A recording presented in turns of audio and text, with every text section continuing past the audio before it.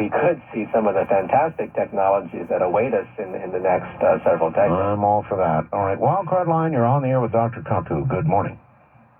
Hello? Hello. Yes, sir. Yeah, Where are you? I'm in Berkeley, California. Berkeley, all right.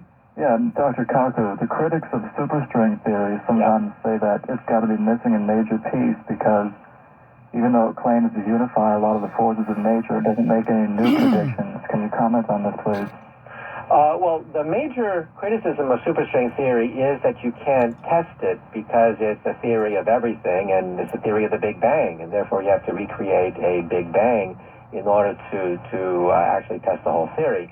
I tend to think that if we solve the theory completely, mathematically, it'll give us the mass of the quarks, it'll give us the properties of atoms, DNA, and in that sense explain the universe that actually exists. And then, to answer your criticism, it'll actually explain the world of super high energies, the energies found, let's say, inside a supernova. It'll go beyond ordinary technology and ordinary physics. So superstring theory, the theory of these higher dimensions and little strings vibrating in them, will hopefully explain not only atoms and molecules and DNA, but will also explain what's happening at the center of a supernova and what's happening at the center of the Big Bang. And that'll give us new information. No theory at present can take us beyond the instant of the Big Bang except superstring theory, because it's a theory of the quantum theory married to Einstein's theory. So we will get new physics from this. We won't simply regurgitate the old-fashioned stuff.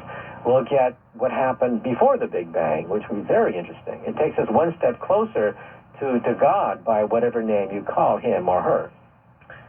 Indeed it does. East of the Rockies, you're on the air with Dr. Kaku. Good morning. Yeah, good morning. I'm Jim in St. Louis.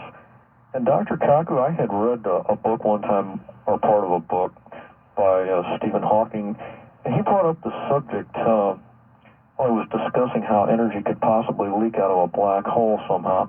That's right. That vacuum, what a layman might think of as a vacuum, could really be composed of particles that are constantly coming into existence with their anti-pairs and annihilating each other somehow. That's right. And it all adds up to the same thing as a vacuum. Now, what I want to ask you is this. Well, I got several questions. First of all, are these things all around me right now doing this? That's right, they are. Have they been observed? Yes. What he's trying to say is that even the vacuum of outer space is frothing with virtual particles, particles that dance in and out of the vacuum. And we've measured this. In fact, Richard Feynman won the Nobel Prize in Physics in 1965 for this theory, along with two other physicists. Okay, let me ask you this then. Would there ever be any way you could think of to cause these little guys to wait a minute before they, well, not a minute, but some finite amount of time, before they annihilated each other and went back to nothing, and to take some from one side of us and put them on the other side of us so that essentially, since they are what we call space, it would be shrinking in one direction and becoming larger in back of us? And wouldn't that push you around? Well, that's what Stephen Hawking was trying to get at. These virtual particles, which dance in and out of the vacuum, amount to nothing because it's still the vacuum. But if you have a tremendous gravitational field, you can push, as you point out, them in one direction, and thereby you can get net radiation coming out of this. Well, no, that wasn't what I was talking about. I was talking about taking the paired particles from one side of you, but before they would annihilate, and putting them on the other side of you so that one side of you, space, would be expanding. Mm-hmm. In other words, you'd like make a little section of the gravity around that. Well, in other words, didn't Einstein say that you couldn't really tell the difference between acceleration and gravity? Yeah, that's the equivalence principle. And, well, so wouldn't it be equivalent if you took some of these particles, these particle pairs from one side of you, and got them to wait just long enough to move them to the other side of you before they did their little thing, kind of concentrated them on one side and made less of them on the other? Wouldn't that actually be taking something away from space and making space smaller on one side of you and larger? No. Creating propulsion of a sort, you mean? Yeah. Well, you see, there is a propulsion effect associated with this, as you point out, but you see, the propulsion is even in all directions. So if I have a black hole, which is a spherical or a disk, right, the black hole leaks this radiation, as you correctly point out. These things pop out of the vacuum. One side goes one way, one side goes the other, but it's uniform, you see, so it all cancels out. So the black hole does not propel itself in one direction. It cancels, one to the left, and on the other side of the black hole, one to the right. Well, I understood that, but I wasn't talking about that. I guess I'm not making myself clear. But a net propulsion, I've never seen a device that gives you net propulsion. Hawking's idea was everything cancels out so the black hole doesn't move. Well, everything would be canceling out in this idea, too. It's just where they would be when they did that. I assume that they're uniform in, quote, empty space all over the place. That's right. They're in your body, they're in the vacuum, they're everywhere. And pretty much uniform and random. That's right. It's called the Casimir effect. Yeah. Well, what I'm talking about is somehow, and I have no idea what kind of mechanism this would take. It would probably be prohibitive in energy or technology, but just theoretically, if you could, since the space consists of these things, if you could take some of them from one region of space before they went back and did their thing and concentrate them in another region of space, it would seem that since space is these things, you would be making space smaller. In other words, kind of creating a gravity well that would just be like one little section right local there, kind of pointing from one direction to another direction, and use this as a form of propulsion. Yeah, in principle, it sounds like a good idea. In practice, you have to worry that the effect is going to cancel out. Let's say you're inside a car and you push the car to the left just by putting your shoulder to the left. Your car temporarily moves to the left, but then it rocks back to the right again, right? Because the center of gravity of the car is still the same. So you can rock back and forth in a stationary car, temporarily go to the left, but then you jostle back to the right again, you see. So the trick is to go only to the left and stay there without bouncing back. And so far, all the calculations that Hawking and I have done and so on and so forth show that this effect is real. You can measure it. It's been measured in the laboratory now.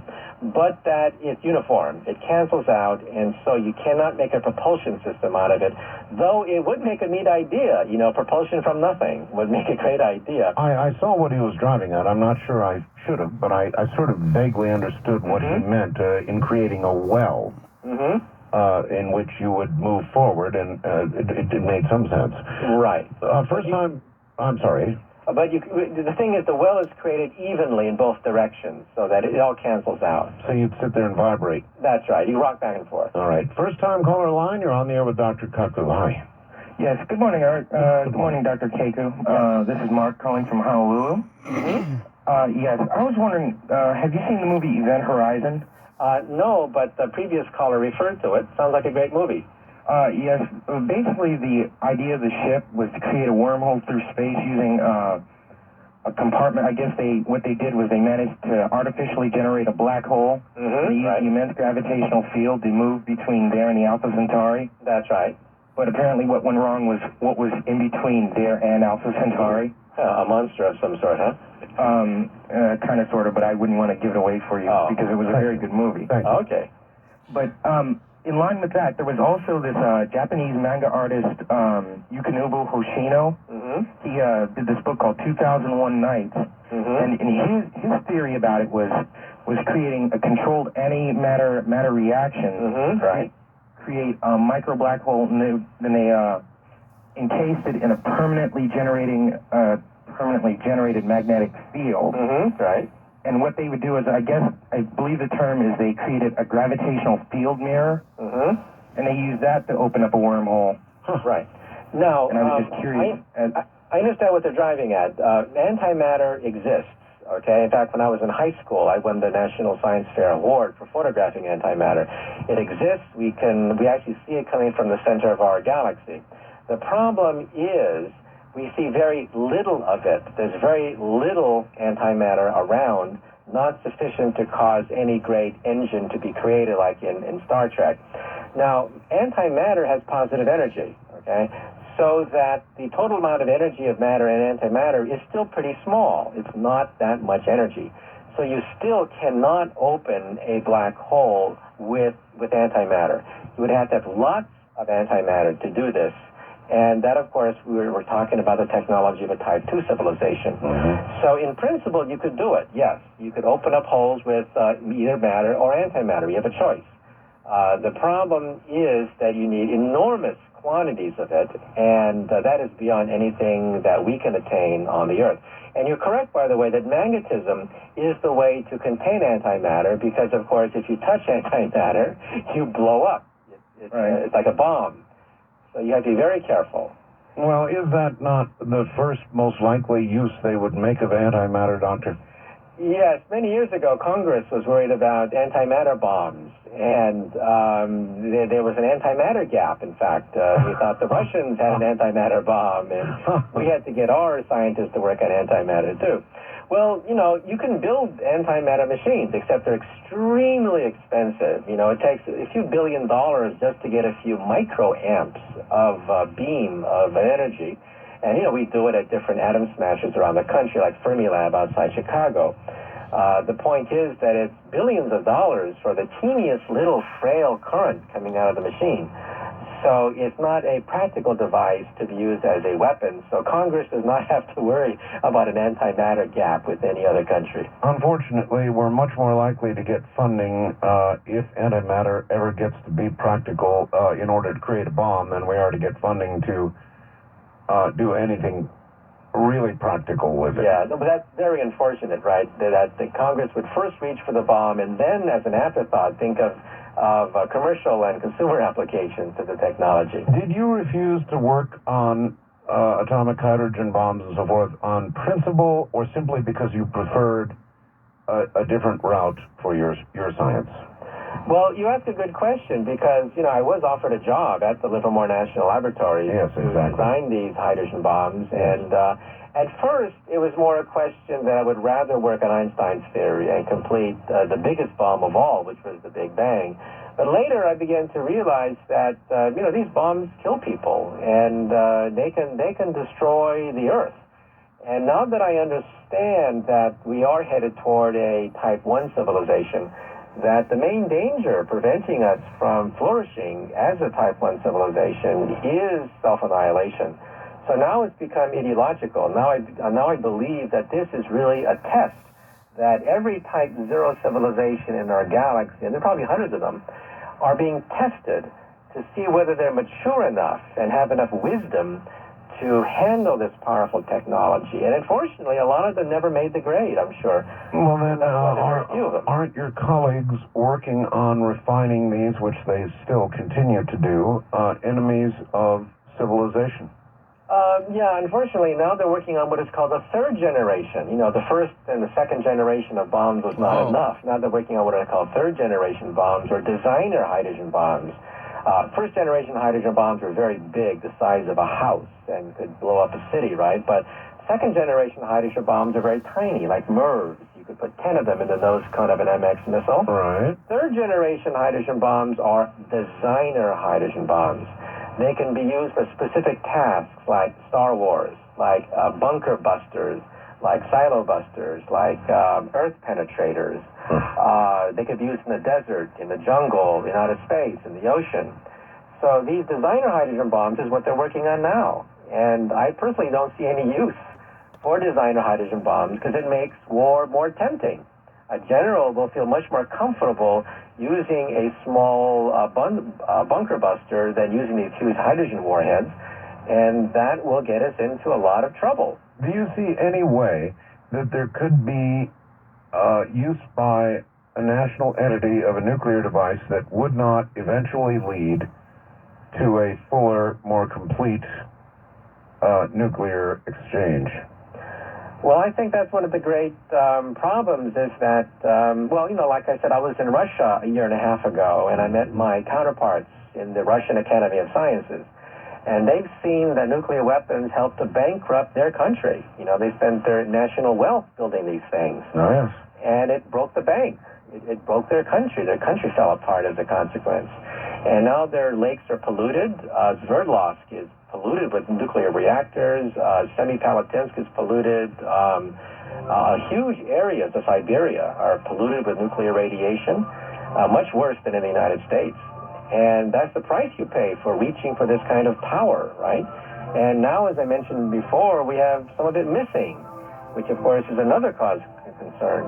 So when you mix nationalism with nuclear weapons, you get into big trouble. Yes, you do. All right, Doctor, hold on. We've got only one more segment to go. You've really done very, very well. This is Premier Network.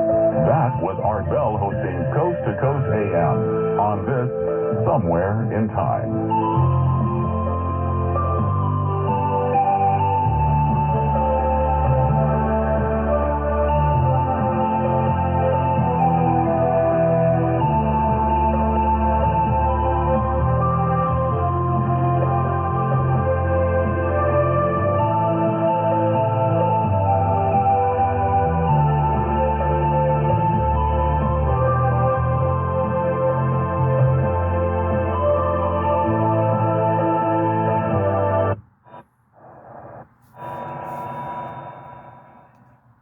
Wow, bro, that was very interesting.